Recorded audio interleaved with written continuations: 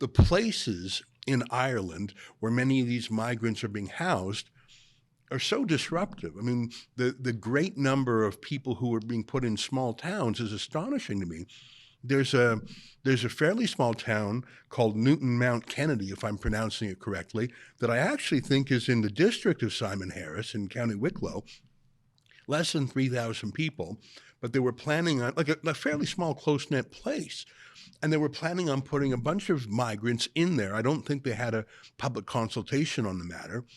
And it turned into protests, and there was some arson, and I think it devolved into a bit of a riot. Now, you were right there in the thick of it. Why don't you describe what happened, and correct me if I've got any errors in how I've described it. No, so Newtown Mount Kennedy is, small town, population about 3,000. It's really quite remote in that it's quite difficult to get there if you don't have your own vehicle. So it was today, I believe, they brought about 60 male asylum seekers down there. I think they're planning initially at least to house 160. So 160 into a small town that's very quiet. It doesn't have a bank, doesn't have a cinema. It has a tiny little Garda station. It's really under-resourced. Like, there's nothing to do there. There's a church and there's a charity shop and there's a pub or two. That's about the size of Newtown Mount Kennedy. So I've been reporting on that situation for about 5 weeks now. The protests have been going on for about 6. This might be the 7th week, actually. It's been going on for quite some time. But last Thursday night, I received word that the Public Order Unit of An Garda Síochána, our national police, the Public Order Unit are the guys who, I suppose, they kind of get, rough and ready public order, as the name suggests. But they showed up and there were some scuffles. I was told that they had pepper sprayed people and that an elderly guy had been arrested. So I thought, well, that doesn't sound good. I should probably go over and see what's happening. Sometime after that, 50 fully suited out, shields, helmets, jackboots, batons, pepper spray, riot squad were deployed to the area. And then they lined up. The protesters were kind of facing off against them. At one point, there was a girl who said, "Get all the women up the front." It seems like she thought that the riot police would not charge women. Boy, was she wrong. They charged at the people and the people started to push back. There were people knocked down. There were people pepper sprayed. There was pepper spray flying everywhere. So I saw people knocked to the ground. There was a lady screaming, "That's my brother, that's my brother." Then they kept pushing up the road further and further. At that time, a little bit up the road where there were other protesters stationed, a fire was set to a bunch of wooden pallets. That quickly got quite big. Then, the riot squad kept pushing people up the road. They, at that point, some men, like mostly teenage boys from what I could see, started to pelt them with bits of stone. They had, somebody was throwing a chair. They had little fold-up chairs that were used at the protest site. A sledgehammer that had been used to chop pallets was thrown. There was an umbrella thrown. It was just the people are unarmed. Whatever they could get to hand was just thrown at these guys with shields. And in the midst of that, they pushed us up past. I was complying with them. I was just staying close but distant while filming because that's my job. They kept pushing up. They pushed up past the fire.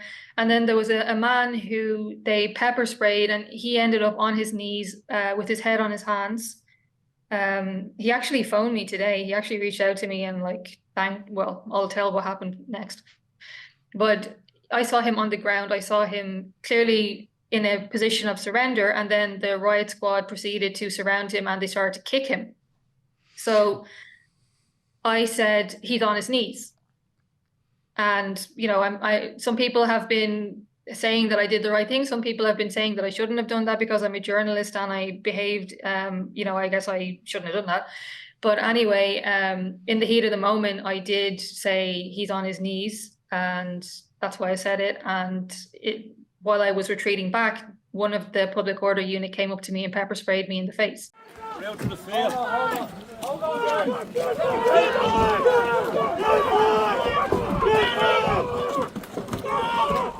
on. Fucking scumbags! He's on his knees! I'm a journalist! I'm a journalist! Press! Press! Press! Press! You're pepper spraying you're pepper spraying press! You're pepper spraying press! You're pepper spraying press! Oh my God. Now, Yeah. my own point of view is that you are a journalist, but you're also a human, and you're also a citizen and a voter, and you have a stake there. That's your place too. So you have, I suppose, each of us carry with us different identities at the same time.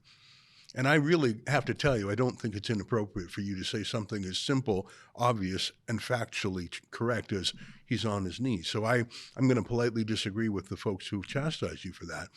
But for you to be pepper sprayed, when you clearly were a journalist, when, as you said, you weren't obviously throwing things, you weren't rioting, you were documenting it, that's shocking.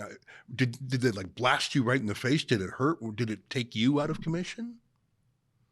So he came right up to me, and I said, like, I'm a journalist, and I kept saying press, press, press, because like obviously when like a huge guy in a massive like combat suit is coming at you, you're just, it's hard to form a sentence, and you're just like press, press, press, like a journalist.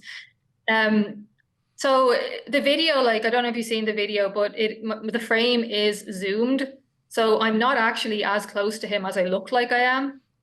But he came right up to me, sprayed it, and I guess I went like this, because you can see my hand going up in the video, and then it got me like all here. So the side of my face was burning. There was a spot that got on my eyelid that was burning. It was on my neck. It was all over my hands. My hands were burning all night. But luckily, by some miracle, it didn't get straight into my eyeballs.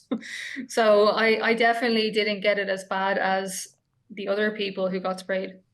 Now, I saw, I think it was the boss of Gript, John McGurk, if I'm not mistaken, who said he was rightfully outraged that you were targeted, and then he was going to bring this up with the police. Has he done so, and has there been any reaction? We in Canada have had similar things happen to us. Our reporter, David Menzies, has been arrested 3 times this year, if you can believe it. Twice he was taken to jail. We feel that it's because he reports on things that the government and sometimes the police don't want. Do you think this was just an overzealous policeman? Do you think they knew you were with Gript and didn't like the fact that you were shining a light on things? Have they said anything to you? Give me a little bit of background. I don't want to overstate things, but I don't want to understate them too. We here in Canada, we know that there's a hate on for our journalism. We've been at this 9 years. We can see the patterns. What do you have to, a week or two has passed now. How does it look to you? I would like to think he was just being overzealous. I don't have any reason to believe that An Garda Síochána don't like Gript. I know that, in fact, some of them do, because they actually voted overwhelmingly, over 90% no confidence in their police commissioner, Drew Harris. So they're all working under a guy who, more than 90% of them say they have no confidence in. So they're obviously in a really rubbish position now. And, unfortunately for them, they are the tangible incarnation of the state's policies, which they're being used to push through. So they are, like, people are really angry at them. They're human beings as well. Like, I'm not happy with what he did, obviously, but I would like to think it wasn't targeted in any way. Well, I hope you get some information. I know that here in Canada, we've lost our patience, and we now sue police who attack our people. But of course, that's a very sensitive decision that your team will make on its own terms.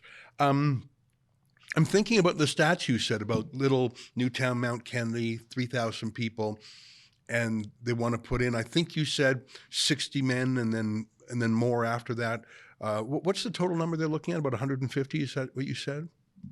So that's a really good question. Their initial figure is 160. They've moved about 60 there already. But I think this is where the figures from the UK might be quite relevant, because there are over 1,000 asylum seekers in Ireland that haven't been given state accommodation. So, there are rumors flying around left, right, and center that they could be housing up to 1,000 people. The Department of Integration, who is overseeing all this, is not really fond of answering too many of my questions, or at least not giving definitive answers to ones they don't like. And it was brought up in our parliament today that there are between 700 and 1.2 million undocumented migrants in the UK. Now, the flights to Rwanda have started going to since yesterday. So you got to imagine, even if a tiny percentage of that, possibly 1.2 million decide, well, Ireland sounds nicer than Rwanda, like, you can only imagine that a huge percentage of them will want to try and come here.